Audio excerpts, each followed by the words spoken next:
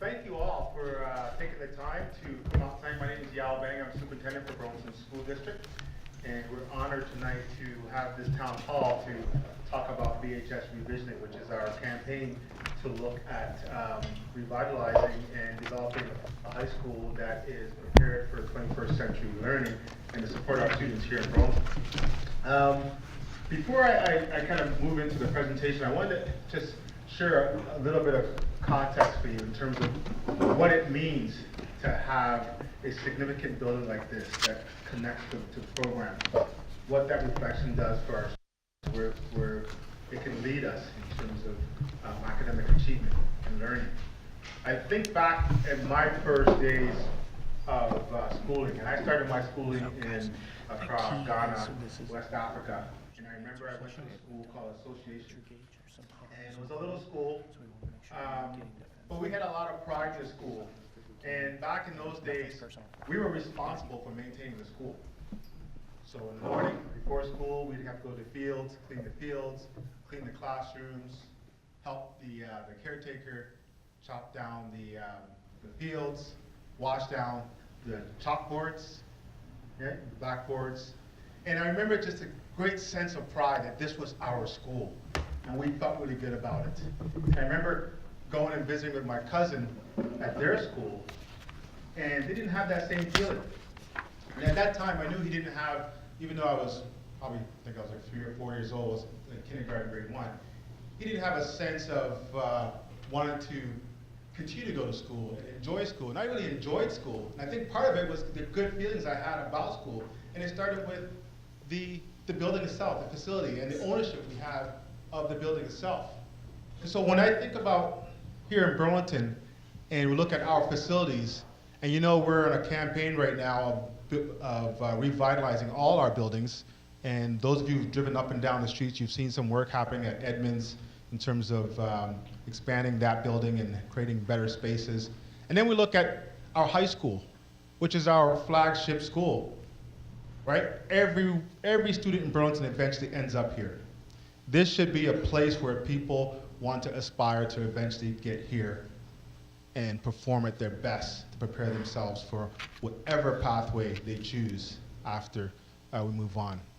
In the last few years, we've done some analysis around what's needed here, and we've even had outside people come in and look at our schools. I've had conversations with community members who've told me they've been having conversations about the high school for over 20 years. We have documentation from 10, 15 years around strategies and plans to revitalize or to build a new high school. And so we embarked on this journey a few years ago. And at that time, we didn't have the plans to the level that we felt comfortable coming to the public, right? So we got a team together, hired some architects and engineers, and said, this is what we need to do. Let's talk about how we can have something we can bring to the community and be able to say, we need this in order to have better spaces for our kids in terms of the type of learning that comes. This is an investment, right? It's an investment in terms of putting that forward. And we've got to the stage now that we're here. And the time is now to look really hard at the spaces that we have. The spaces we currently have has deferred maintenance. People can walk around, if you've had the tours, you see the chips places, the small spaces that are not conducive for today's learning. Our science labs are not equipped for the type of learning. The technology wiring is not equipped. But most importantly, we have students who do not have the same equitable access to our buildings. The accessibility is embarrassing, right? You saw, if you walk through the front, you might have saw that monstrosity we have there, the black sort of gated thing. That was our attempt to try to be more inclusive at the entrance so people could use a ramp to come up and move forward. That's not good enough. That's not good enough for our kids, it's not good enough for our community, and we need to do better. So we've worked really hard to try to come up with something that we think is as reasonable as possible to present to the community to have some dialogue. And so we hope tonight that you can go away with enough information to either start thinking about decisions you need to make or go on to our website and continue to dig for more information and share with your neighbors and your friends and your colleagues around what we're trying to do for our students. So with that, I'm going to show a quick little video, and then I'll end with a few comments, and then we'll have our rest of our speakers sort of share what we're going to share tonight. So we have a video clip that gives you a conceptual view from the outside, how we're going to change the school appearance and be able to move in as we go into the presentations. You'll see some of the modular changes we need to do on the interior to create the kind of building that's going to be successful for our kids to prepare for the 21st century. So if I can get someone to cue up the video.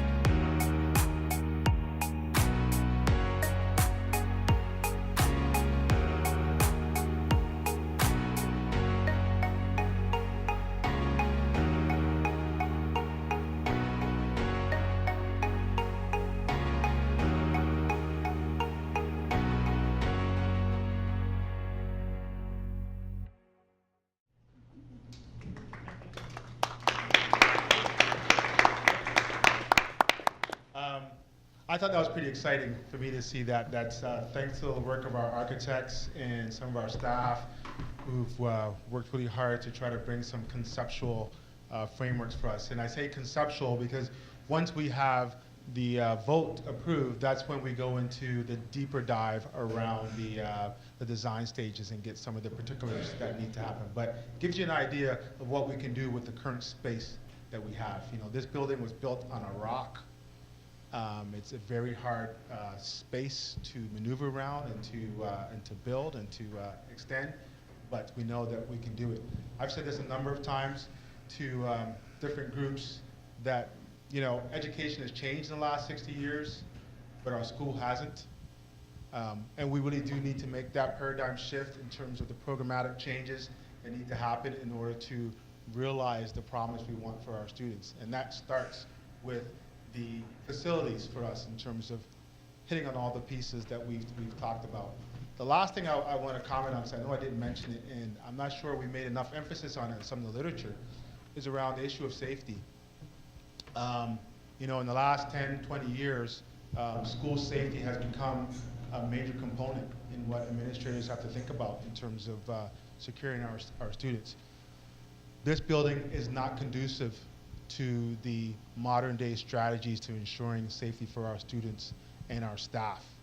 So this will give us an opportunity to ensure that we can develop plans and the structures that we can keep our students secure. Those of you who've had a chance to have a tour, you've seen the multiple doors that individuals can come through, and you've seen the ramps that cut you off in terms of from facility to facility. And we really need to find a way to resolve those issues. And I know our designers have done a lot of work and different options for doing that. So that was a major concern for me that I wanted to make sure we share. I don't think we've talked about that enough in our literature to share, but that's another component that we need to kind of think about in terms of, it's a reality, not something we like to talk about, but it is a reality in terms of things we have to consider. So with that, I hope you enjoyed the beginning of our presentation. We've got many presenters tonight to share the labyrinth of information from program to facilities around the need around this project. But right now I'm going to turn it over to our chair, Claire Wolf, who has some comments from the board. Thank you. Thank you and welcome. I'm very appreciative of you coming out tonight to ask questions, and so I will be brief. Taking on the new role of the school board, my goal was to serve the faculty, the citizens, the staff within the district. That's where our passion is, to educate pre-K to 12th graders. And we do a good job at it. Our faculty and staff are the heart of our district and our paras.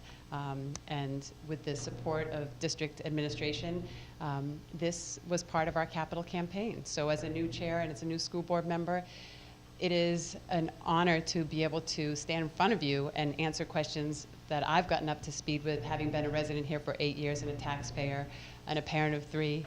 And I look forward to your questions and answering your questions. Our communications specialist, Russ, has done a fantastic job. Our website is the source of information. So not rumors, not what you hear. Go to our website. We've worked really hard to give you the information you need.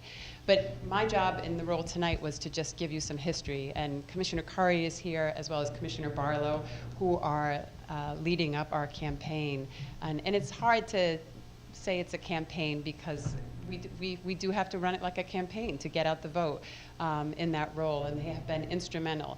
But Commissioner Curry and I wrote a 18-page document, or almost 20 pages, to the city councilors, and Councilor Hartnett is here tonight as well, to share the history, and I won't bore you with that tonight, but it goes back 10 years, 2008. Frank Locker's report, it acknowledged $40 million in repair that needed. The school board went to the city for $229 million back then. It was denied in 2013. All the history of where we've come with this school, and we haven't been able to renovate it or look at substantial renovations. And I think that's frustrating to the faculty and staff as they work here and paraeducators, because it hasn't gone forward, and it's sort of laid still, and then somebody brings up an idea, or we get funding. The mayor, I brought reports tonight because the mayor, with the superintendent, conducted, and director of facilities, EMG, they did a full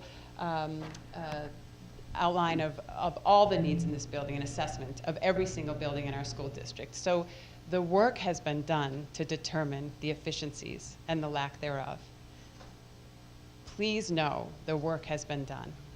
The question now is, and the work has been done to propose a new building, a brand new building at an off-site, a different site. This is our real estate. We invested, Councilor Hartnett will tell us, $3.6 million in our athletic complex. But we haven't invested in the physical structure of the school. So my 2 cents, and I'll let Commissioner Curry speak to a point if you would like. I'm on the spot if you want it, but I see the history, I've learned it, and I hope tonight I can answer your questions, or we can answer your questions. But thank you very much for being here.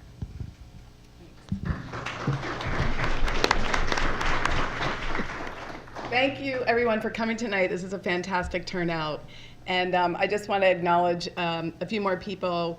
First, that we had a committee since 2017 called BHS ReEnvisioning Committee that was led by now Commissioner Martine Gulick and Kate Stein, who's here. And she's not only a parent of kids in the schools, but also works in the schools and just is an incredible volunteer. They led up a committee that worked with, I think there were 45, yeah, time for applause. Yes.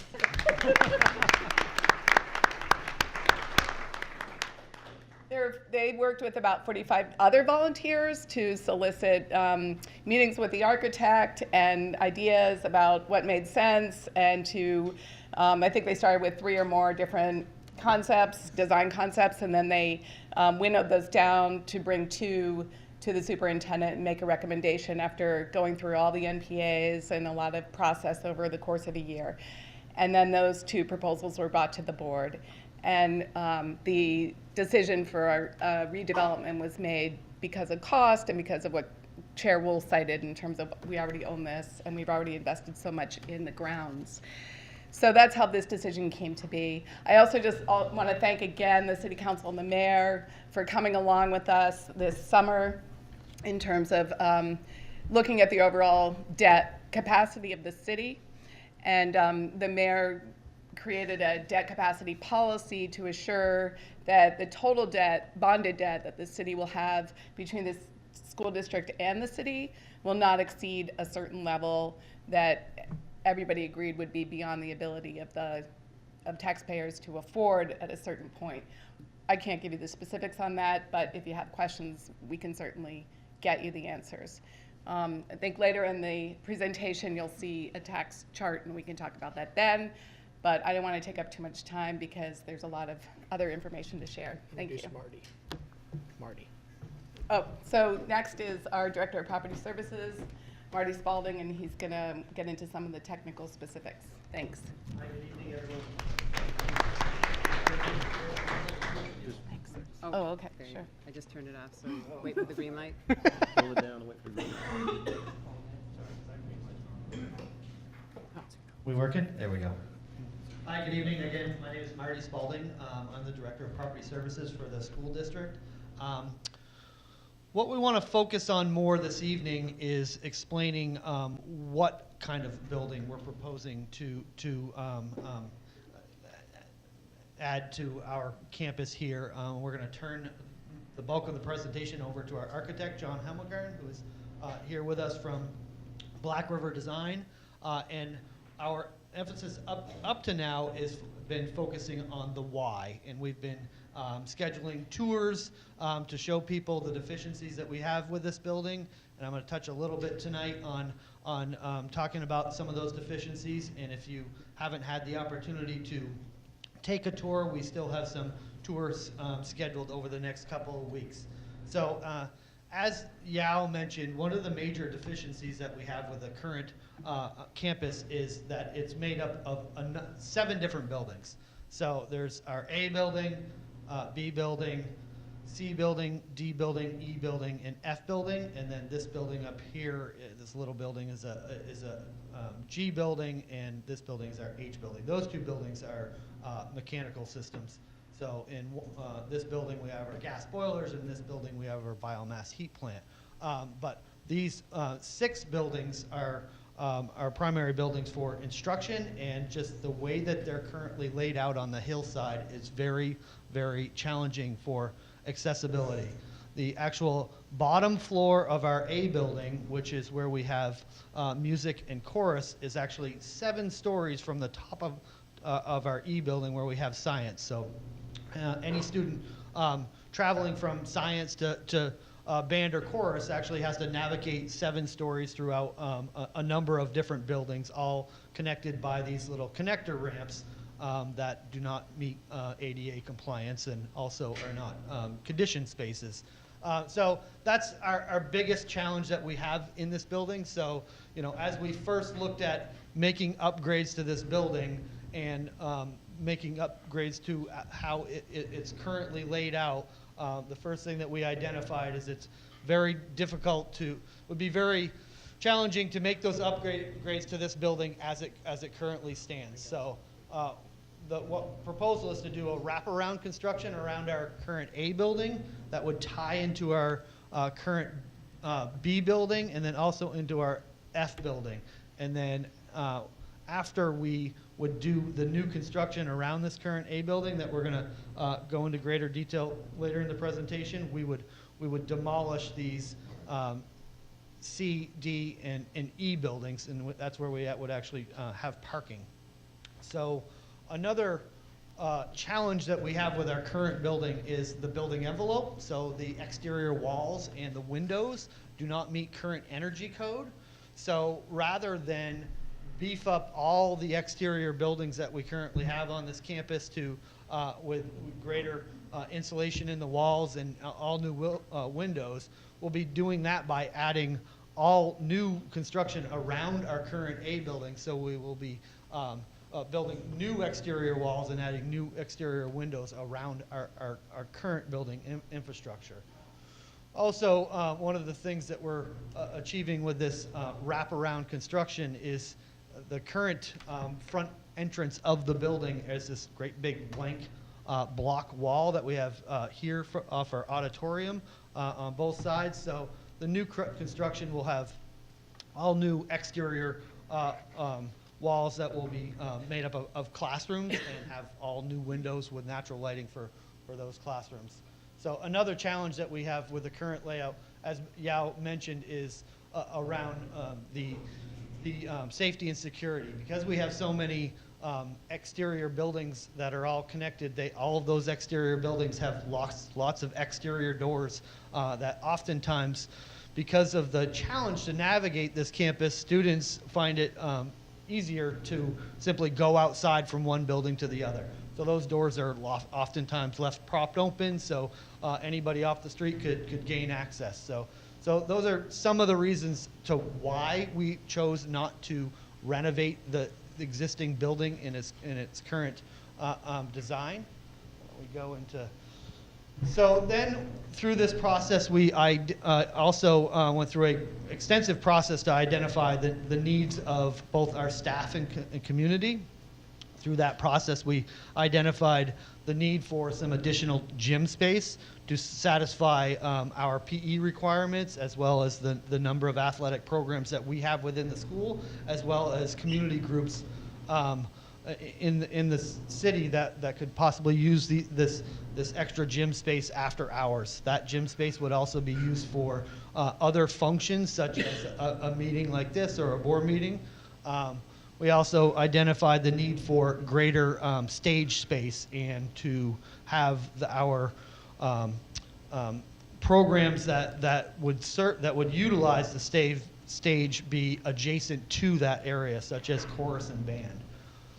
We also identified areas such as additional natural lighting in the classroom, enlarged cafeteria space, and our current design also incorporates a 9th grade academy model, which John can touch on as we dig deeper into this presentation. So go ahead to the next slide.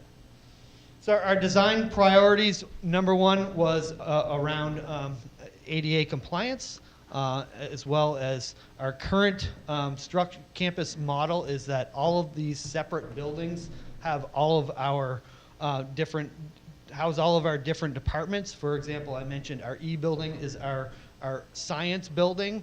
So there's little collaboration amongst the staff because they're isolated in their own buildings and they're not working amongst other department heads. Some other design directives are creating new makerspace with new updated state-of-the-art technology, also updating the HVAC system, making a much more efficient building. One of the design parameters that we're incorporating into this project is called CHIPS. So CHIPS, if you're familiar with a LEED certification, building a LEED certified building is based on a point structure. So CHIPS is very similar to LEED, where LEED's focus is primarily on energy efficiency. CHIPS has a point structure very similar to LEED, but their focus is not only on energy efficiency, it's on designing schools to be more efficient. CHIPS stands for Collaborative High Performance Schools. So the focus is on not just in energy efficiency, but other areas such as acoustic design in classrooms, having proper display areas for art room, natural lighting, etc. So this design will incorporate that CHIPS status as well. So just an overview of the project. This current building is, well, the current number of buildings that we have on this campus make up about 245,000 square feet. We would be proposing adding 115,000 square feet of new construction around the current A building. And then we would, once the project was completed, we would demolish the B, C, and, the C, D, and E buildings. We would ultimately end up with 280,000 square feet, and we would provide those same renovation improvements to the existing A building and B building and F building as we would be incorporating into the new construction. So I'm going to turn things over to our primary architect, John Hemmelgarn from Black River Design. Marty, I just wanted to ask, in reference to C and D, what two buildings? Is it the two buildings up on the hill?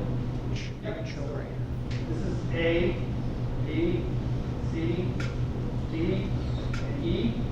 This blue kind of represents the new constructed area wrapping around A and tying into B with a Connector into F building, and then in the video, if you saw that the cars were coming up and parking up here, that would basically, there would be a new parking lot, actually right here. Where all my lines, right? Yeah, sorry.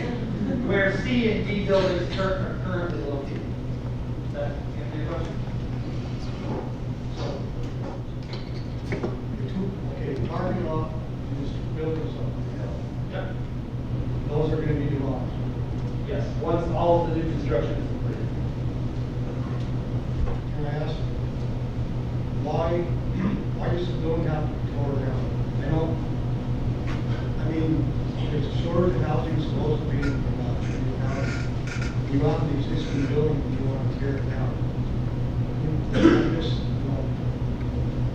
Maybe there's a possibility that we can keep those two buildings and sell them to a developer or do whatever, and you can recoup some money. We would need that space for the parking that's required. For the parking lot?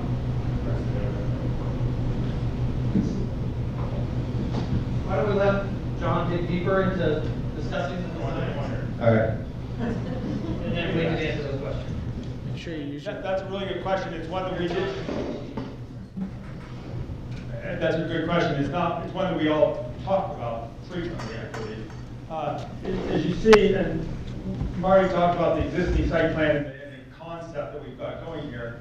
When you look at the proposed site plan over here, here's Institute Road, and here's North Ave. There's the bus loop.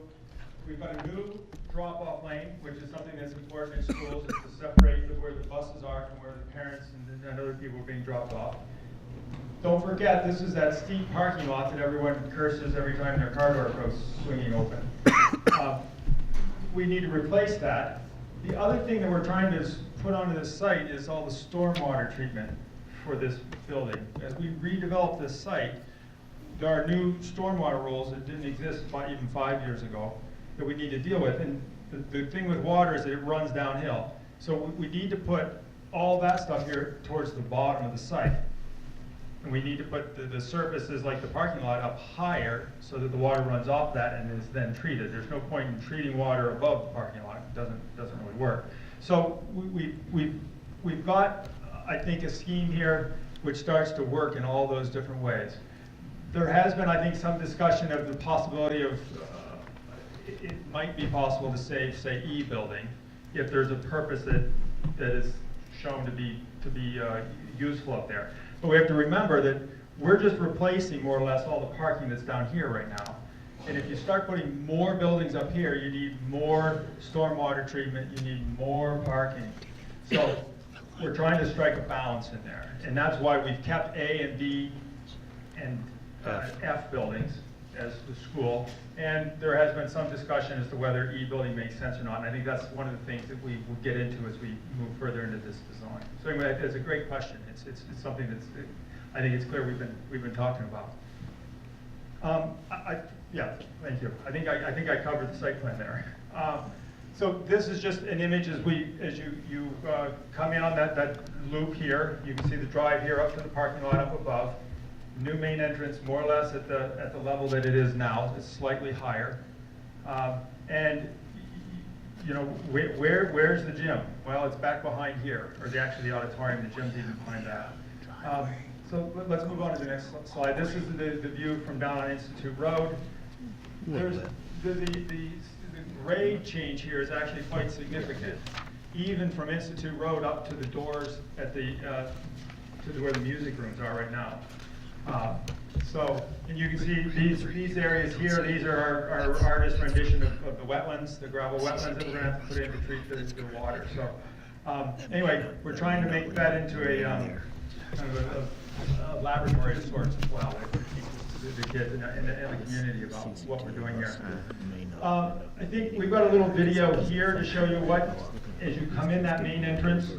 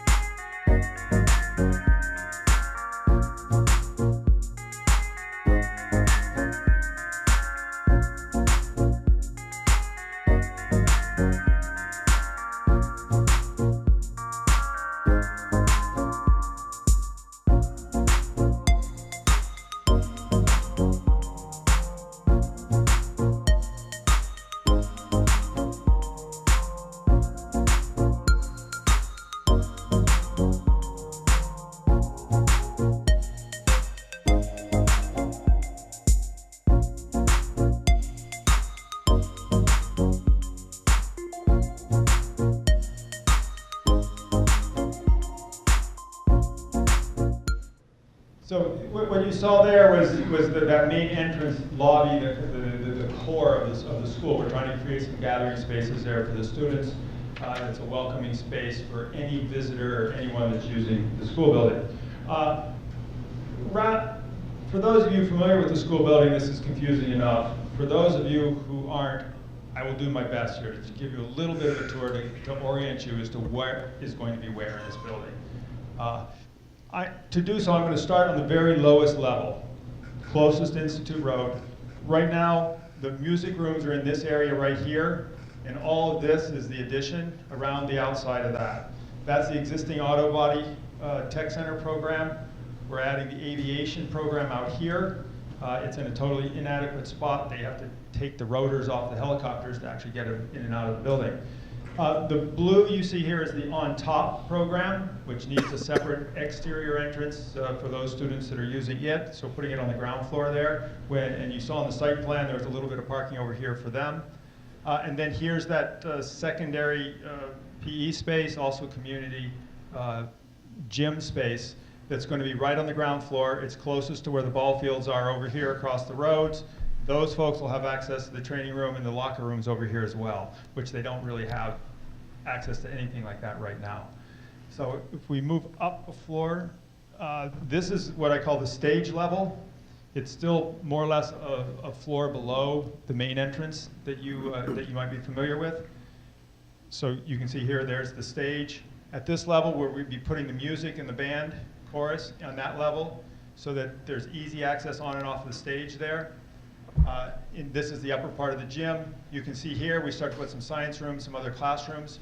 That's what you were seeing in the video, facing what is currently the parking lot is now the drop-off loop and North Avenue. The other important thing is that property services is getting moved into this building so that they can be a lot closer to the building where they have the most work to do. So let's move on. So then this is that level that you were looking at as we walk in. And you can see here you dip down a little bit to the little lobby space in front of the auditorium. There's elevators here right off that lobby. There's another one right over here off of the lobby that gets you up and down into the B building. There's another one as you go through. This is the key piece of this whole plan here really is that thing that space we showed you the video of goes all the way down through. The current high school offices are in here. We got rid of those. And that gets you right to this last or the third public space, the cafeteria, along with the auditorium and the gym. And this is a key piece, since we're getting rid of C, D, and E buildings, is that we're putting a little connector across here to not only enlarge the kitchen and the cafeteria a little bit, but to put a ramp across here that connects right to F building. So those tech center students, as they get dropped off on the loop out here, can come through this main space, past the tech center office here, past the culinary program, through the cafeteria, which is there for everyone to use, and right over here to where the elevator is for the tech center. So it really streamlines that, allows everyone to come in the front door of the building, where it's going to be the security systems in place to know who's in the building, when, where, why. You can see up here is then, well, we've already moved up a floor, but down below, that was the administrative space right there too. So it's monitoring that front door. You went back. Thank you. There's a lot happening on this floor. So in addition to that, we still have the high school classrooms wrapping all the way around here. All right, now let's move on. Circulation. So you can see that on that other floor, especially, can you go back one more time? Sorry. The idea here is we've got these circulation paths that go in these loops here and another loop over here. And that just makes it so much easier to relieve the congestion when students are changing from one class to the next. Gives them multiple paths to go to. There's one more elevator that's the existing one down here. So for accessibility, there's lots of options to move up and down, and everyone's not trying to use that same elevator to get to the same spot. So finally, then you saw that multi-level space, and that's just to connect this fourth level with the third level, with the entrance level, and to make it all seem like it's all one. And again, there's still more classrooms. This is showing here the library space. We've got some of these faculty spaces in easy to reach spaces so that there's collaborative spaces for the teachers to work in, as well as easily accessed by students who need to find a teacher. The last thing on this floor, well, not the second last thing, is these rooms over here, which are the current fourth floor of A building. So those are the existing spaces where, if you know, on top is right now. Those are nice, tall spaces, big spaces. We're going to make those into the art rooms. Lots of light, big open spaces. And then finally, this is all at the same level, and we're going to connect it over to the lower level of B building. And that's where we're going to put the 9th grade academies that we've been talking about. So they'll still be very connected, both through circulation paths here and here, easy access down one floor to the cafeteria.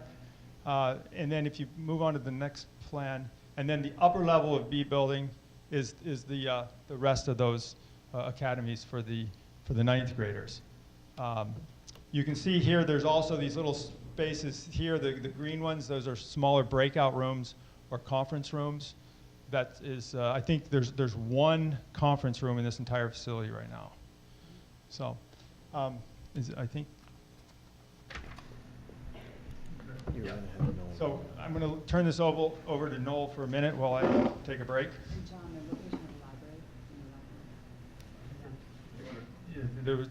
Okay, so what back one? There we go. So again, right now we've got the library located up here, as close to that central common area as we can. I think we want to try to connect that with that core space. Thank you. Hi, I'm Noel Green, interim principal at Burlington High School. I have taken in so much of this, hearing from the different perspectives of the people that are speaking tonight, and I want to take a step back. I'm going to do something similar to what Mr. Obeng did. He went back in time, and I'm going to go back in time to an earlier part of my career, where back in 2010 through 2012, I was a high school principal in Baltimore City, okay? Very big, large district, 250-something schools, approximately maybe 40 high schools. And believe it or not, the policy in Baltimore City was that if the outside temperature reached 93 or 94 degrees by 11 a.m., school would be dismissed for the rest of the day. And that was for all of the schools in the district because none of the schools had air conditioning. That was absolutely outrageous that students would miss out on education because of the temperature outside when surrounding counties, those schools had air conditioning and students were able to fulfill an entire school day. Fast forward to now, our building, if you, in September, a little bit of October, going into May and June, it's almost as hot in our building.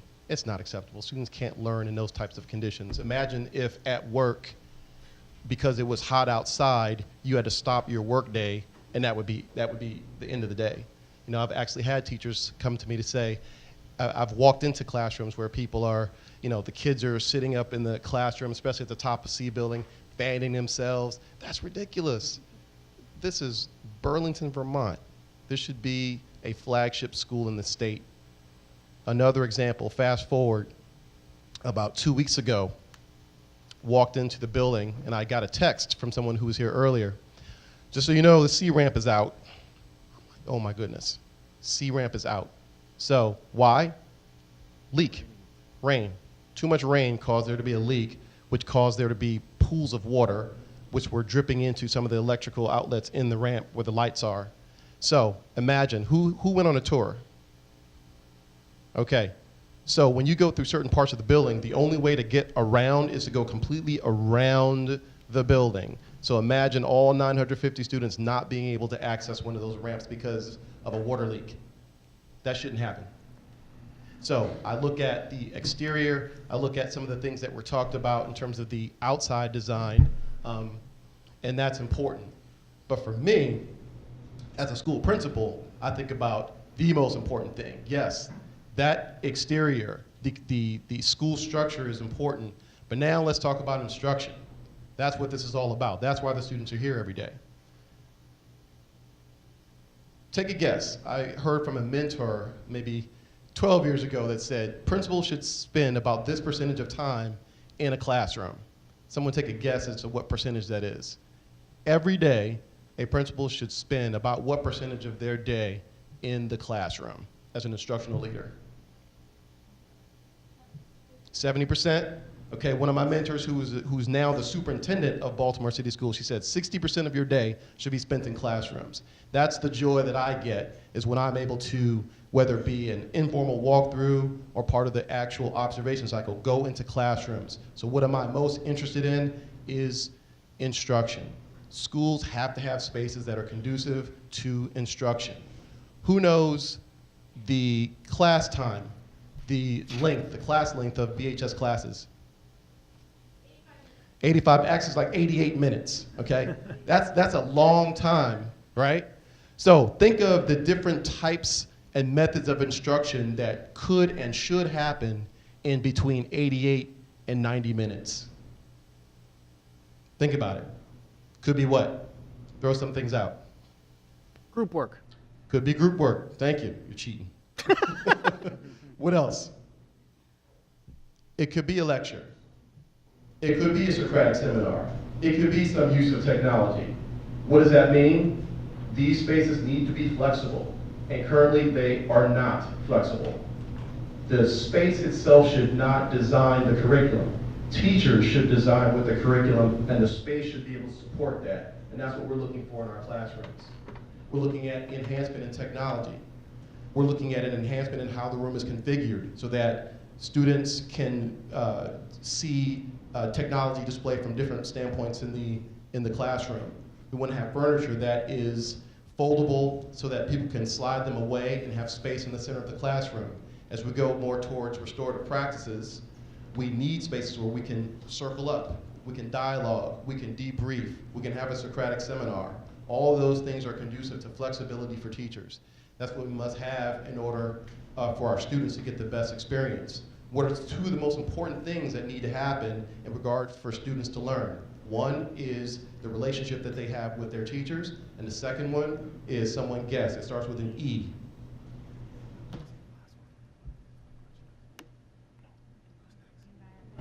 Environment, that's key, and we talked about that. There's another key word, encouragement. Yes, that speaks to that relationship with the teachers. That other E is engagement. Students must be engaged. In order to engage students, you must teach from a variety of different ways that students are able to access. Students cannot just, every student does not just respond to sitting in rows in those box chairs listening to lectures. They have to move. They have to have a variety of learning methods, and that is what these classroom designs offer. So if you see the types of potential furniture that exists where they can be used for individual students to work on their own, write and reflect, but they can also be put together so that group assignments can happen. Still the traditional lecture. If you look at high schools, the transitions, most suggest that every 18 to 22 minutes there should be some sort of transition to a different type of learning to happen in a class. And when that happens, you have the ability to have these different types of setups. Students can move, students can interact with each other, students can interact with the teacher. So all these things are important. That's why I fully support what's happening with obviously the exterior of the building, but you know, as a school leader, I'm most interested in what happens in that classroom. When I walk into a classroom, what do I look for? What do I notice? I'm looking for engagement, but I'm also looking at the conditions that can support engagement. And now it's tough because when I walk into a classroom, I do a quick, okay, let's see what's going on here. I'm looking at the facility. Sometimes I'm going into rooms and they're missing tiles, you know, cords that you can see. The lighting is not good. Those things, that environment is not conducive to learning. So these types of spaces, this possibility is what I'm excited about. So sorry to be on a soapbox, but it's important. It's my #1 job at the school is to be an instructional leader. So that's why I think it's important, and that's why I'm excited about the support that the community is going to give to this project. So thank you very much.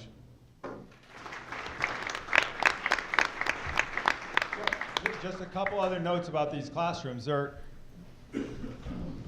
a couple things to note. You know, with new lighting, it would be LED lighting. It's going to be dimmable for the teacher's use. It's also going to have daylight harvesting for energy efficiency. There's going to be a lot of outlets around the perimeter of this room so that the students can charge their tablets, their laptops, their phones. There's a little presentation area here you can see that's not only for the instructor but also for student presentations. I think that's when you talk about engagement, when students are talking to students, that's a good thing. And then we showed here, so you get some tables here, and they make a ton of these great things now of that tables that can be stacked together in groups of 3, 4, 5, or they can make it into rows for more of a lecture situation. And you need to be able to move things around in the classroom for those types of things. I think we should move on here. The other thing is that there are times when students move out of the classroom, and we're really trying to enliven the hallways. If you've been on the tours here, you know those hallways are a little deadly. There are lockers along the sides and lights above, and that's it. What we're looking to do here are to create some spaces outside of classrooms, or here at the end, you can see here there's a little bit of a bench. When you look at that typical classroom that we had before, just outside of that, there's a little bench built in there that the students from that classroom could go out there for 5 minutes, get their thoughts together to come back in and do a presentation. There's, at the ends of a hallway here, we've got a couple spots where we're trying to make it so that it looks like an extension of the hallway. It's a small seminar room that you see here for small groups of students, or just a small class with a teacher that could meet there. it makes for a different type of learning there. We don't want to forget about the security issues either, though. So while we do have some glass that goes into classrooms, so you can actually see what's happening in there and get a sense of the activities that are going on, you still want to leave a space. So from the hallway, you'll be able to see this part of the room, but you won't be able to see this. And that allows students to kind of move during a lockdown type of situation, move to a spot that's not visible from the hallway. So I think that's probably the main points here. And I guess then the last piece, which probably generates some questions at some point here, is, you know, this is just a summary. There was a lot of other detailed work that went into coming up with the budget for this building, and we tried to put as many things into that budget as we could dream would need to be in there, from different pieces of site work, ledge removal, the new parking lots, the stormwater, to the new construction, renovating each of these buildings, general conditions, which are things that take into account kind of the hopscotching you have to do as you renovate a building, to the demolition and removal of those other buildings up the hill. In addition to that, there are other project costs in here for fees, permits, project oversight, owners' representatives during construction, those types of things. And so in the end, that's where we come up with that $70 million that are being asked for people to vote on. So I think that's enough for me. Thank you, John. Thank you, John.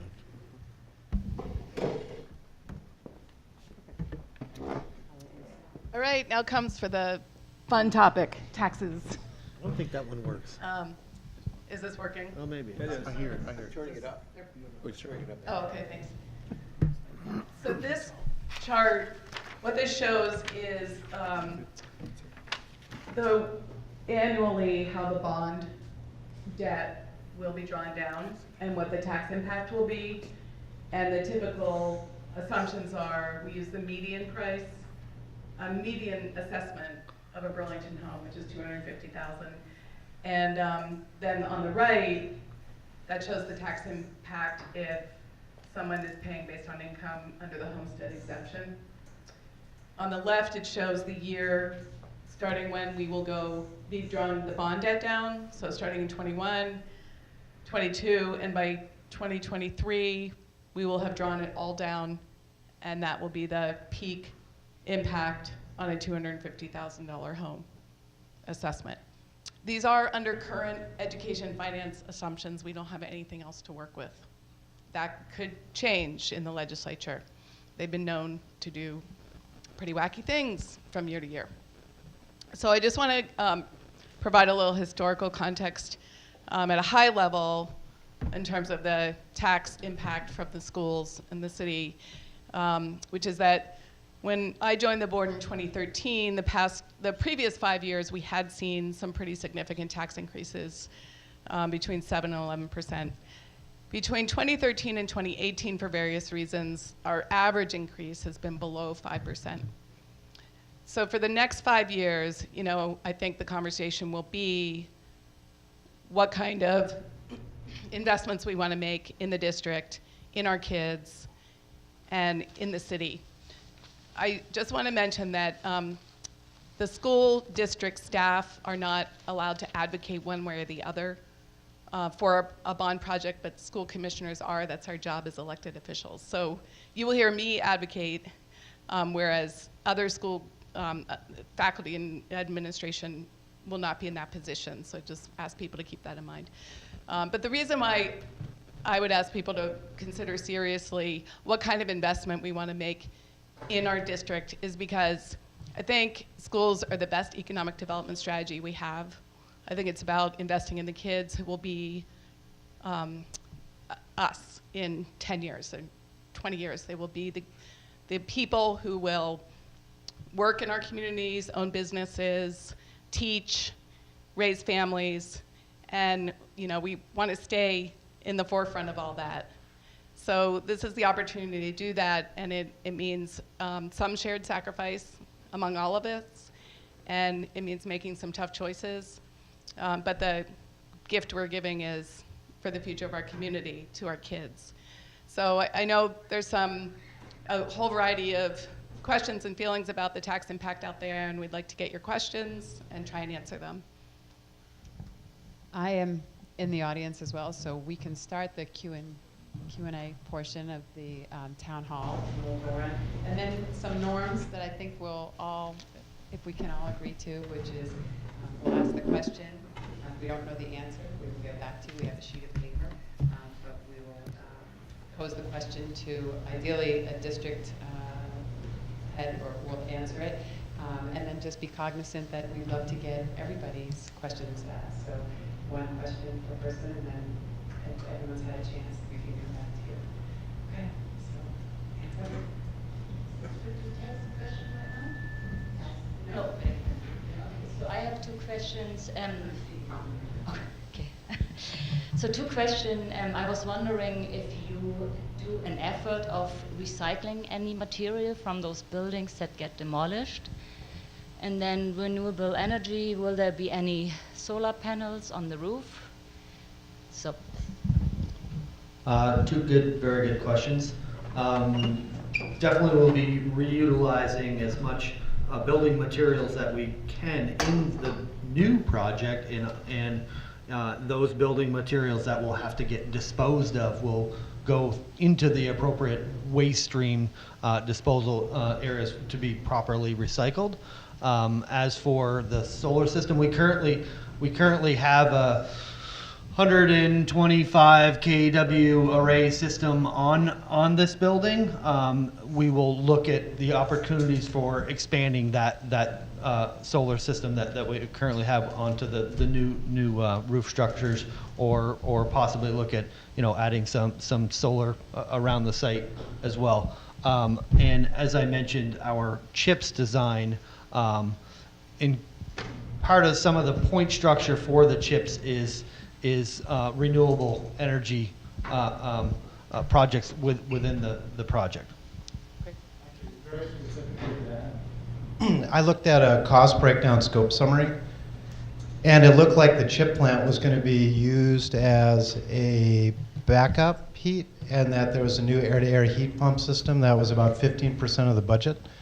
Could you speak to that, on how we went about sizing mechanicals and why we wouldn't implement the chip plant for other than just a backup?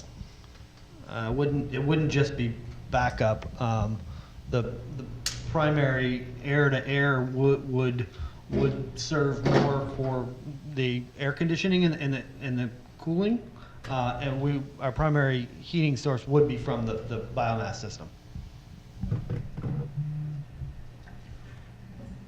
I just had two questions. One is, what is the existing square footage of the building, and what's the total square footage of the proposed? And if there's a discrepancy, if you can explain what that discrepancy, or why there is a difference. And then the second question is, will there be an opportunity for residents to participate in continuing the design or have input into the design after the vote? So we're currently 245,000 square feet, give or take, and it's the end project will be roughly 280,000 square feet. I might need some clarification on the discrepancy part. Why is it bigger than that? Or why is it bigger? Is that what you're asking? I think you're asking why there's more square footage in the building. There's a lot of that is just a couple of additional classrooms to kind of relieve a little bit of pressure on the scheduling exercise that happens here. But mostly there's a new gym that's on there. There's some support space for the stage. There's a fair amount of additional administrative space, because right now the school offices are just that tiny little strip of space between the corridors outside the gym and the courtyard. There are, like I said, there's one tiny little conference room in the building. There's some additional special education space. And there's also expansion to this space. The idea is to put an upper level over there. It kind of serves as a stage area, so to speak, so that, for example, tonight I could be up there and be able to see you, and you see me a little bit better. And the involvement in design? Yeah, after that the would vote? be us, yeah. So we would, speaking to Superintendent Obang and the school board, that yes, we would be, if the bond passes in November, we would look to, similar to what Kate and School Board Commissioner for the re-envisioning, then we would get from conceptual to authentic. I'm going to go over here. And just a quick clarification too. If the bond passes in November, one thing that we didn't cover in this is we would then begin another 1.5 years of sort of 2 phases. One would be this design work that we're talking about, and so that is where we're re-engaging the community again, but also our teachers. They've had input into this process, but now we need to really look really hard at how these classrooms are configured, what are the needs that we have within the budget. So we'll be doing that work, outreaching to our different stakeholders. And then we're also doing actual engineering work, looking at, you know, the ledge, looking at the stormwater runoff, conducting traffic studies. That's all stuff that's going to take another 1.5 years and requires funding to do, which we don't have anymore based on the current contract that we had with Black River when they were awarded the RFP back in 2013. So that means that we would intend to break ground on this new building in spring of 2020, and we would hope for completion in fall of 2022 in time for the first semester. Excuse me, thank you. First of all, I'd like to give kudos to the design team and everybody else involved with that. I think this is a remarkable solution to a very complicated problem. And so I congratulate you for that. I came here tonight wondering whether $70 million was too much. My question really is now, can you possibly do this project for $70 million? Based on what I see for construction costs on much different types of construction, when you take your $57-odd million and divide it by 280,000 square feet, it seems inadequate to me at $230 a square foot, when we're seeing much simpler buildings costing $200 a square foot. So I want to just, I guess my point is that, is the number really higher, and should we know about that? Because I think what you've done is really some remarkable work. And my second question is really sort of from the 10,000 foot level. I think the site plan also addresses lots of complicated issues, but it seems to me there's a real conflict between drop-off and student circulation, where you cross to get to the parking lot, across that central courtyard, or that walkway, or whatever that's called. And I wonder, there's obviously been some thought in that. I wonder why you have come to the conclusion it's okay for cars going to that parking lot to bypass and intersect with student circulation in that courtyard. Thank you. Yeah, okay. Those are all great points, and you know, the design process is one of compromise. I think we do need to be very careful about that intersection that you just mentioned.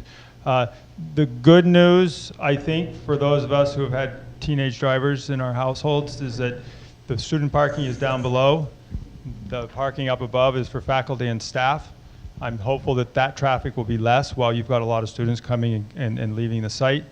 But again, that's a really important point. We need to look at that. And again, this is a conceptual design. We're going to be diving deeper into the details. I'm sure we'll find better solutions in certain areas that we will move to. You know, nobody's going to be wed to an idea just because we had that idea 6 months ago.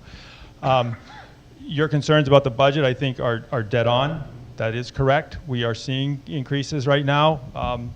I have concerns. We all have concerns about that. Our job as design team is to make sure that we maximize what we get you for this amount of money. We will be doing cost estimates throughout the process here, and we'll be continuing to update our scope to make sure that we're not getting in too deep and that we are making sure that we're putting in the most important components into this project so that we can maintain the essence of the project that's been advertised here. It's a complicated process. It takes 1.5 years or more for a project like this to get us there. We'll be doing at least 2, if not 3 estimates before we even get the bids in. So we're going to be monitoring that as we go along. And what's going to happen with pricing, you know, we have a sense of what's happened in the last 2 months. We have no idea what's going to happen in the next 2 months or the next 2 years. We have a responsibility to keep that in mind, to monitor it, and to make sure that we're maximizing what we can do with this amount of funding. And I just want to add to that, that that question came up quite often with the city council. And we build in a number of mitigating factors. Not to say that, you know, the cost pressures won't be there, but number one, Richard Dean is an architect on the city council, and he was very focused on this. Because of that, we agreed with the city to have a kind of MOU where the city would be very involved in also monitoring this question. We'll have, as John said, a couple independent cost estimates. We will have a construction manager. We'll have a clerk of the works. So there will be kind of a multi-layered process, watching costs and watching, you know, that balance between design and cost as we get closer to actual permitting and bidding and all that. So, yeah, that is on everyone's mind, and it's been layered in. There's also, I think, a lot of contingency, 4% in every single line item, plus an additional contingency on top of that, plus the school board added another 1.2 million in the final resolution. So hopefully that'll get us through the cost inflation that we are bound to see over the next year and a half. Thank you, Commissioner Curry. Just stole my thunder. I was going to talk about the issue of oversight, and that's very much in the plans now. I invite people to go onto the website. You'll see there's a document that has some detail around the oversight strategies we have, both around the financial pieces and also around the project itself. And Commissioner Curry talked about hiring a project manager, and on a weekly and monthly basis, we're going to be monitoring, reporting to a steering committee, to the board, the finance committee of the city. So there's going to be a lot of oversight in terms of managing. This is one of the largest projects, I believe, school projects in Vermont in a long time. So we have an obligation to ensure that we have a good pace and we monitor everything and do it well going forward. So thank you for that. And if people still have questions, there are a number of documents that we've illustrated in terms of what the next steps would be. But this, of course, only happens after if the bond is approved to go into that next level. Thank you. Thanks for all the collaboration and thought that has gone into the presentation, all the people who were part of it. I have two questions. One is about furniture and interiors. You talked about trying to include as many costs as possible, and we looked at those very cool, modern pieces of furniture. Is that included in the costs? First question. And the second question is about projects of this size. I know smaller projects never stay on time, are never on schedule, or often not on schedule. And I'm curious if you can give us any kind of background on how likely it is that this will be done by fall of 2022. Yeah, I'll take the easy one first, which is the first one. Yes, there is a 6-digit number in here that's tagged for furniture. Fit up. For fit up. So that's going to give you things like desks, chairs, some of that stuff you saw in the lobby, and whatnot, and other pieces of loose equipment that is owner purchased. As for the time frame, we have a pool of contractors in this state that are very aware of what it means to build a school, and that the school starts in September, or in our case, really August. So, you know, will it be done? I mean, it's a complicated question. There's substantial completion, but I believe that we will need to push forwards and press and be aggressive with the schedule here. That keeps the costs down. It keeps the contractors busy. We have allowed most of 2 years here for this construction. It will be phased. So yes, I believe that the schedule that we're looking at here is feasible. You don't know what's going to happen, but it's as reasonable as any other school project that's ever been proposed here. So. Thanks. One of the pieces that I'm sure someone's going to ask this question, but is the implementation plan. What's going to happen with the students while we happen? So that's a good question in terms of timeline. So they already devised a plan in terms of having students in school while the projects happen. So even if we're a couple months late, or half a year late, hopefully that doesn't happen, school's still going to happen on the regular course, and we're still going to continue on because the way the plan is designed, because we're kind of using the disadvantages to our strength because we have separate buildings. You can move kids from that building and build on this, and then have kids in here, and then move to the next building and have that kind of process. So we'll be able to continue to have our regular schooling cycle regardless of if there's delays in construction, and continue to have that. So that won't be an issue, but we still want to meet those timelines, right? Yeah, we absolutely, absolutely. Well, to follow up on that, I'm kind of curious about noise levels and how that will impact the children studying. I'm sure you have thought about that, but can you tell us a little bit more about that? And it certainly will impact the students. I mean, you can't do this level of construction on this site without some level of disruption to the students. Unfortunately, it's a necessary evil, but I've also lived through a lot of these projects, and lots of times those experiences are real positive experience that students have taken with them throughout the rest of their life.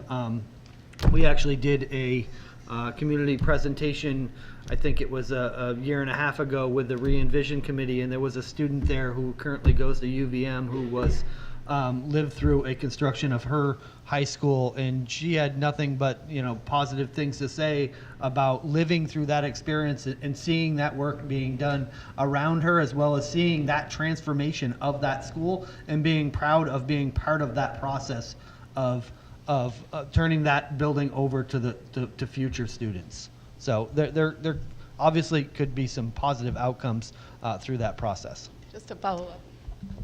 That's a great idea. You had mentioned you're going to have teachers give input, so I imagine you might ask the students who are currently here for some input so they feel Absolutely. engaged. Yep. Awesome. And maybe younger sending students as well. How many students is the building designed for, and what are the trends for the future in terms of how many students we expect to be serving? So we have just under 1,000 students, so this design is around the same number of students. However, there's flexibility where many of the classrooms currently have anywhere from, let's say, 16 to 23 students. We have that built-in capacity to grow from the, let's say, 16 to the full 23 student capacity. But we're not necessarily adding classrooms for future growth. Currently, we're under 1,000 students. We have capacity to go to 1,200 currently right now. So with the added spaces, we'll be able to be a little bit over 1,200. And we look at the trends in terms of what's happening across the state in population growth. We're pretty much been plateaued the last few years. Most of the surrounding districts outside of Chittenden County there's a decline in Vermont. So we don't anticipate within the next 10, 15 years a major spike of like 400 or 500 kids. But we still have capacity right now in terms of rooms. So with that space, we'd have at least 250 additional spaces to add on to it. But we do acknowledge Cambrian Rise being built a half mile down with 800 new apartments, and City Place over the next 2 years, so that student population will be, unlike the rest of Vermont, increased here. I have two questions. The first one is concerning what happens to the students while you're building. I know the question has been asked before, but I see it at Edmonds right now. And the building site at Edmonds is much smaller and much more contained, and it has a big influence on a lot of children. And I don't take that easily when you say, oh, they can be moved to building C, and when we're done with building C, then we move them back to here. And I don't know if that is such an easy way to do it, and I really feel reluctant to vote for it, because I have a child who will start high school during the time that you're going to start the construction, and I am concerned.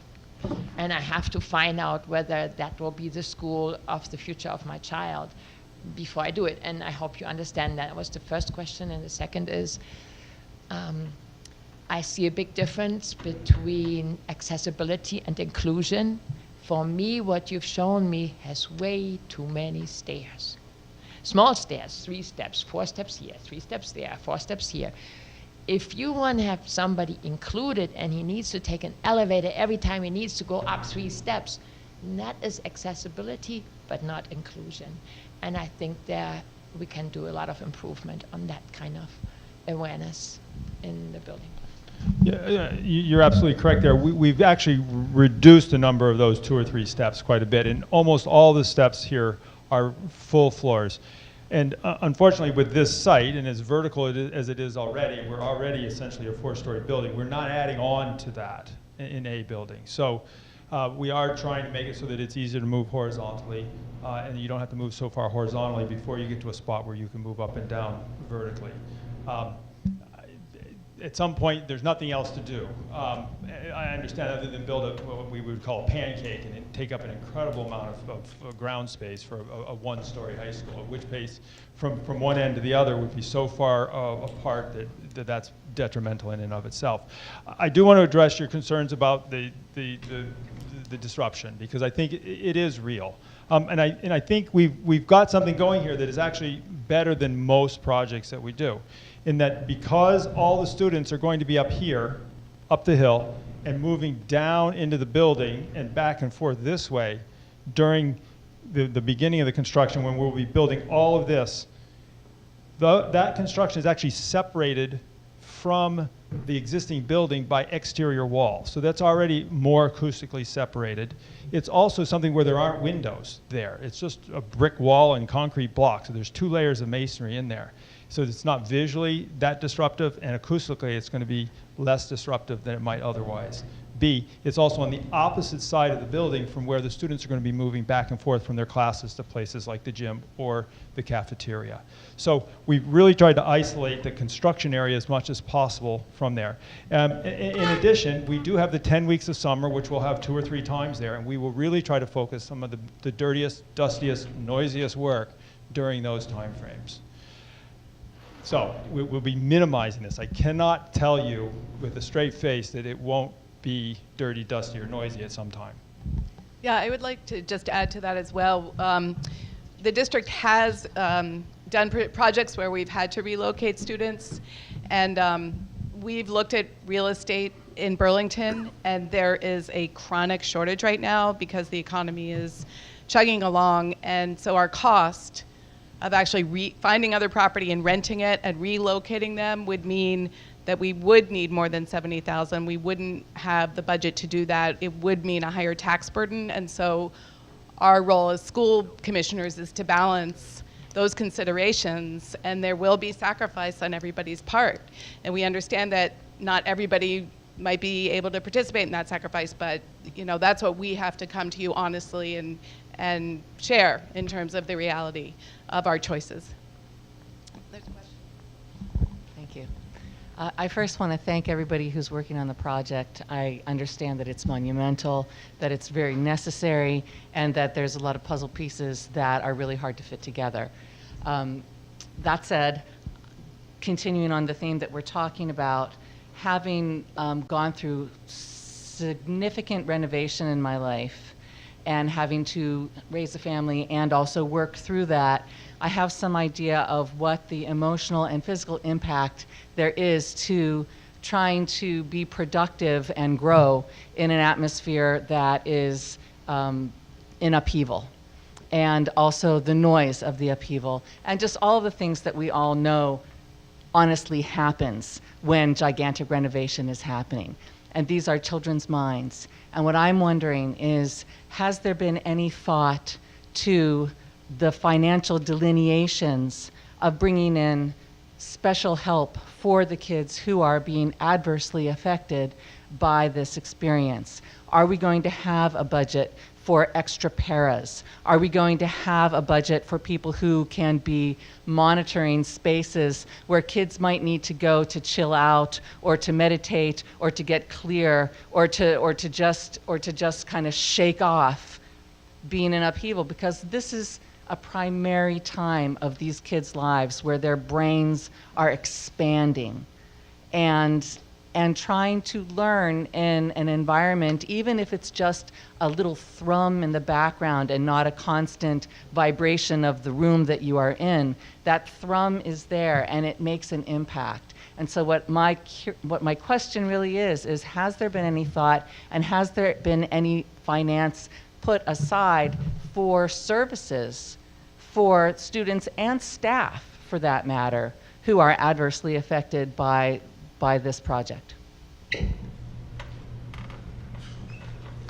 I can take a stab at that. I don't think our physical infrastructure team would be able to answer that question, but thank you for raising that point. It has not been considered, so this is a great chance for us to hear exactly those concerns.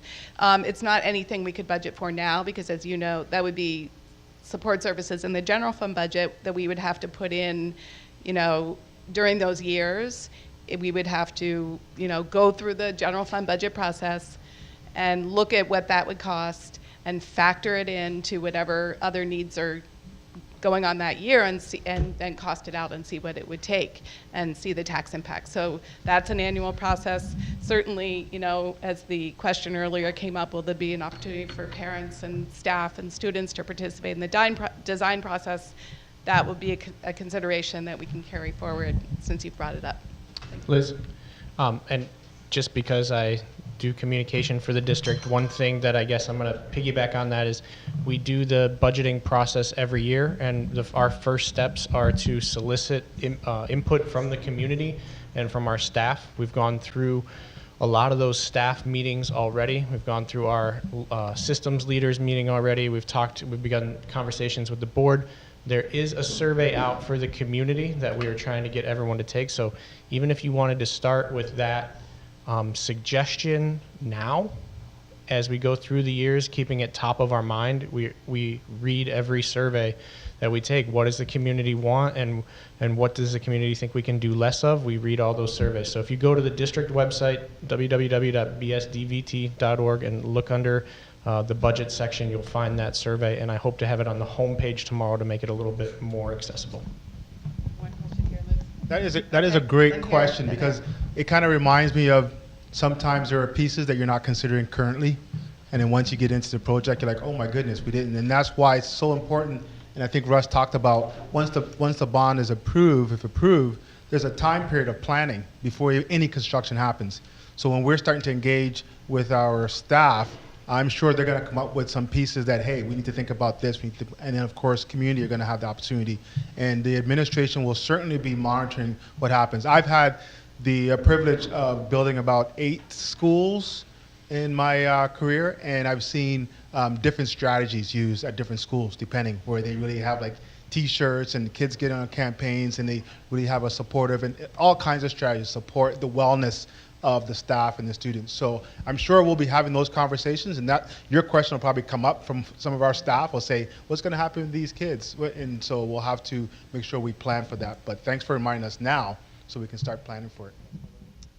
Yeah, I just wanted to ask, I think what's interesting about this project is we're starting at such a deficit with the current design is so crazy and bad and so not useful that I just want to take a second and think about, is this futuristic enough? Are we looking at the ways kids are going to be learning 20, 15 years from now?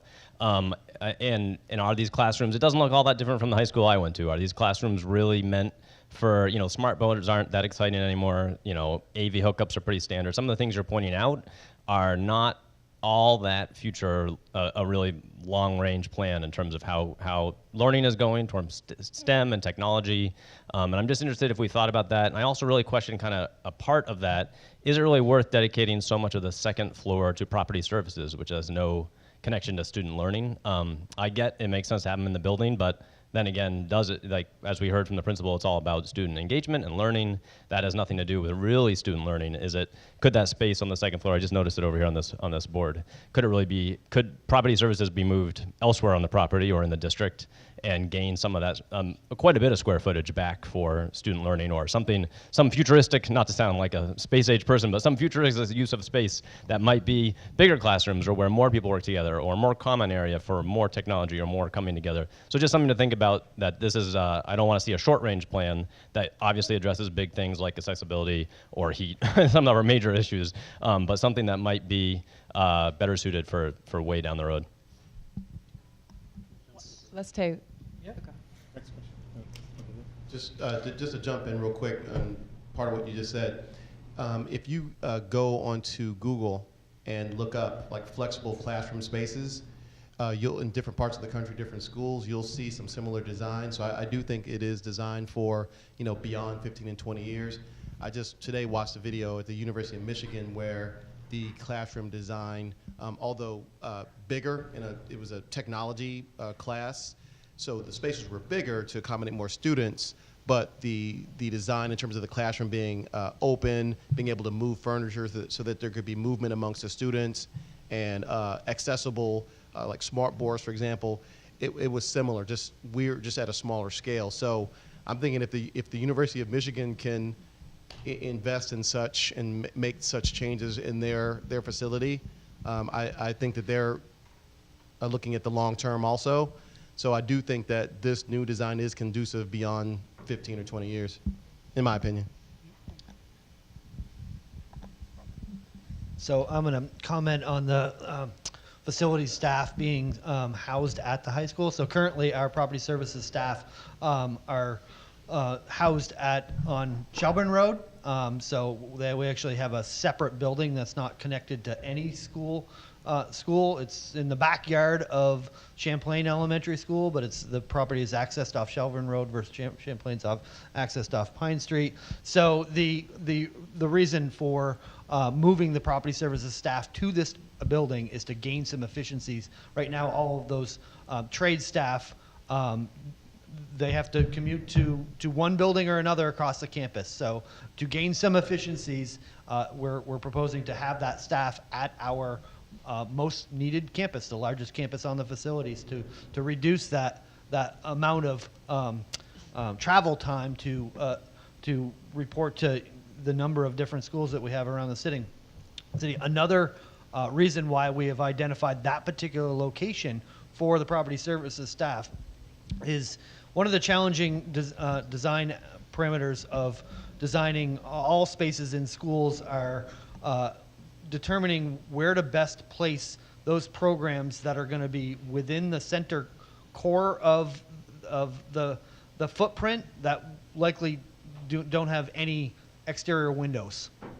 So we are placing the property services staff in that area that does not have as many exterior windows. Not every program wants to be consolidated into the core of the footprint of the of the building, but that particular program could go in that general location. Can I just, I noticed that we're starting to lose people, and I did make a commitment for our staff. We're kind of past our time, but if we could maybe do 2 more questions from Liz and Claire, and then I'm sure some staff will be around. People want to approach before you walk out. Sure. Thank you all very much for the work that you've done up to this point. I have 2 financial questions. The first being, I believe we just passed a $19 million school renovation bond, correct me if I'm wrong, within 2 years. And a lot of that money is on hold right now, and we were talking about building 2 new buildings, one at Champlain, one at CP Smith to house administration offices and pre-K. We have this project in front of us with additional, correct me if I'm wrong again, about 40,000 square feet. I don't see is there any attempt to maybe put some of the administration offices in this new site? And also, I guess 2-part, what's the status on the bond that we just passed? And can any of that money be put towards this project? And have we considered fulfilling some of those needs within this one project? First one? The board members want to take the first one around the project? Thank you for that question. Yes, so to answer your question about the pre-K, the 2 proposed sites at CP Smith and Champlain, the board felt that there wasn't enough community engagement, and the superintendent and director of facilities had supported that. We passed a resolution to develop a task force that we did just past this October. But your question is valid. The amount of money that was approved for that bond does not, it included $1.7 million for deferred maintenance for the high school. But the rest of the capital improvement for the other schools is not on hold, but it has a timeline attached to it, and it was contingent on swing space. So to the same, again, these were two different projects. The high school was always a standalone, and the capital campaign for the other buildings was separate. So because we heard loud and clear from the community that they were not, that they had not received input or been able to give input, and were two new buildings. For the first time in the history of the school district, we were going to build a new building, and no one had necessarily heard about it. We stopped the process, and the reason for that new building was to create swing space so that the work at IAA and the work at Edmonds Middle School, HVAC work, that would need to remove 8 classrooms, 150 students, that will still need to be done at some point over the next 2 to 4 years in our 10-year plan. That's why that building was going to be built. So when we stopped the pre-K development to create a task force to do similar footprint of what we did here with Kate Stein, volunteer citizens and school board members, is we are starting that task force so that we will get back to what the community wants. The building that might go up at CP Smith or an extension, or at Champlain, depending on what the community speaks to and what is feasible within our budget. So that money is allocated to those projects, and those new buildings were a result of us not being able to utilize, ultimately, Ira Allen. Ira Allen was going to be used where the central office is over by UVM and the hospital, was going to be used for that swing space, and it was deemed not an investment of money well spent using Ira Allen to renovate that project. So let me just provide a little more context, because I've been on the board since 2013. We have substandard and inequitable pre-K space, and it's not enough. And so there's been a plan all along to redevelop space for Ira Allen. As asset managers for the district, the board's job is to look at cost effectiveness and weigh these decisions for all of our assets and our properties. At the time, we were looking at the substandard and inequitable pre-K needs. The new construction made sense for a number of reasons, but everybody agreed that it was not grounded in community process. It was driven forward for other reasons. So that $19 million is certainly available, and your question is very perceptive, because I think it is the board's job to ask, we have these other buildings on this campus, and should we tear them down? Should we use them for pre-K? Should we use them for central office admin space? Those questions are very alive and important, and they have not been decided. They have not been discussed. It's a cost effectiveness question, and also, as like Marty was indicating, we can gain efficiencies by consolidating functions, and then we'll have assets that maybe we can dispose of, or maybe there will be, some other good idea in the community. So those are very lively discussions, and I would encourage people to continue asking, if not your specific school commissioner, all of us, any of us, where those discussions stand. So thank you. Can we get one more person who hasn't had an opportunity, if you want to get someone who has? Maggie was. Okay, Maggie was next, and then you. I know it's really important to create a school environment that everyone can be getting what they need from it, whatever that is, and everyone comes to a school like this with different needs. But a building is not just what, making the right building is not what the schools, only thing the schools need. And I think that to get through, it's going to be sort of not a crisis, but it's going to be a challenge to get through the transition to the finished building. And I think that given all the shakeup that's been going on in the district in the last 2 or 3 years, I think it's going to be critically important that the district take care of each other and the people who work in these buildings. It's an organic place too. And they'll be able to do it. They will get through it. We have incredible faculty here. And I'm retired, but I worked with them for bazillions of years here.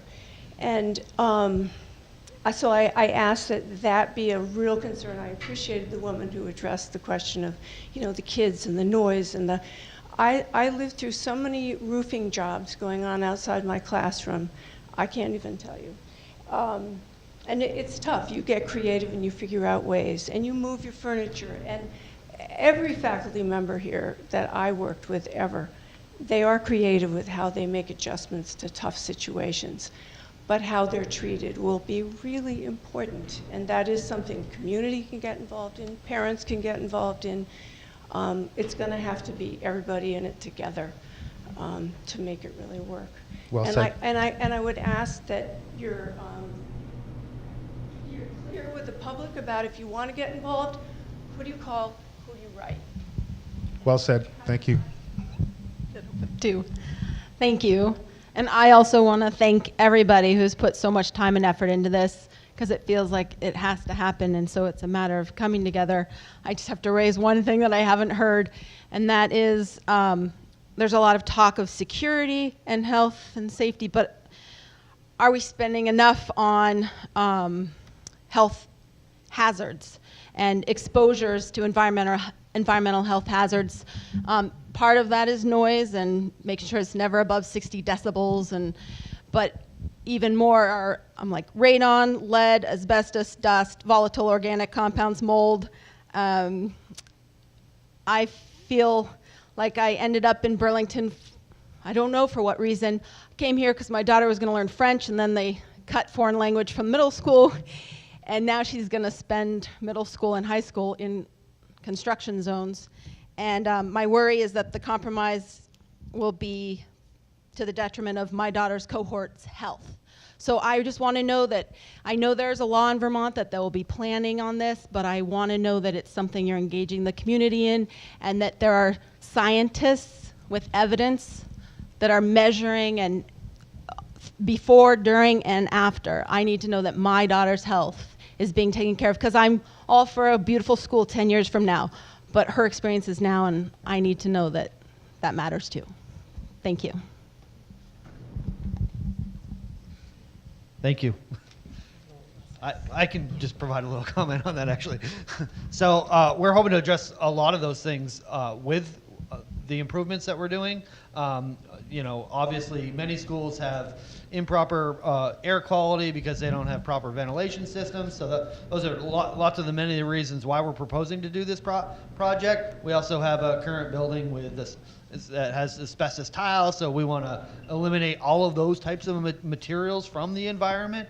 Definitely the process that we have to go through to eliminate those things, such as the abatement process for removing the asbestos tile, is very involved to make sure that we're doing that properly, so that it doesn't put anybody at risk, as well as you know, all the parameters that any contractor has when doing work, that that they have to meet OSHA guidelines and whatnot, so they're not putting people at risk during that process. So hopefully the end result is that we're creating a better environment for our students than what we currently have. Yeah, in the process, I get you. And follow the correct process during the construction to do that. I'll make it quick. Champlain School. I don't know how much land's over there, but it sounds like there's a lot of issues here, whether it's health issues or construction costs. You got a proposal for the 70 million, and John's talking about, okay, we put the parking lot up over the hill, but then we got runoff, and then we got to put drainage in. It just sounds to me like there's a lot of ifs, and it really sounds like there's a lot more that's got to go into it, and you're asking us to vote on something that it sounds like you need, and you are going to be doing a lot of work. I know you've done a lot. I appreciate all of what everybody's done, but $70 million, I just think that's a lot of money.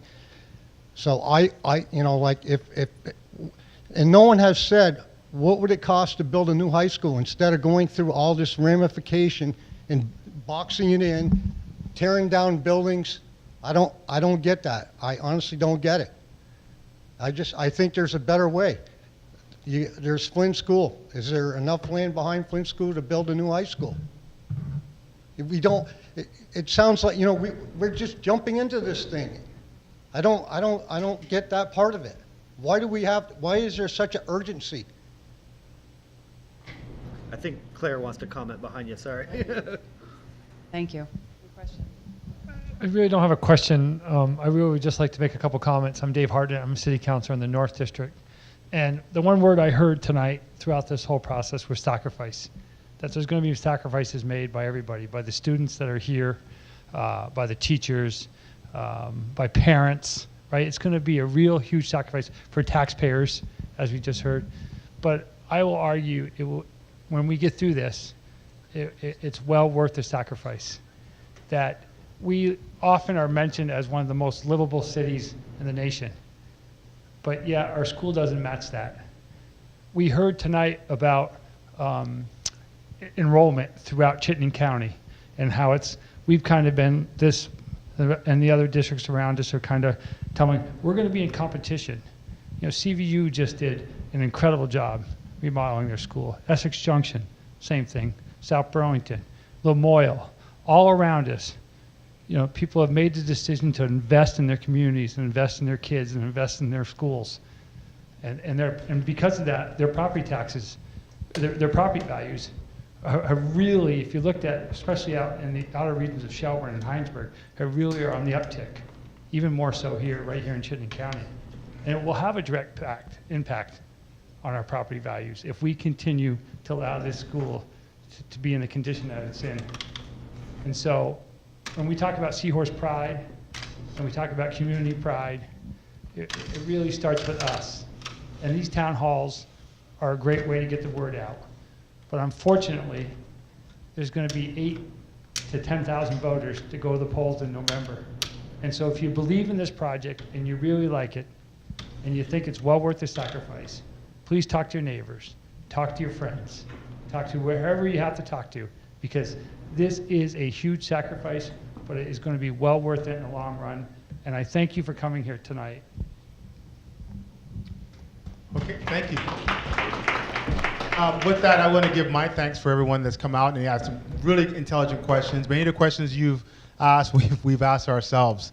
And one of the things I think some of our panelists talked about, this is really, you know, once the bond is, if it's approved, it's just the next phase in conversations and dialogue in terms of what the next step is. We've done as much as we can to provide information to this level so people can get an idea of the conceptual concepts and the needs that we have in order to move forward. So with that, thank you very much. I'm going to pass over to our board chair to give our conclusion. And sorry, That's it. Thank you. Thank you. Thank you.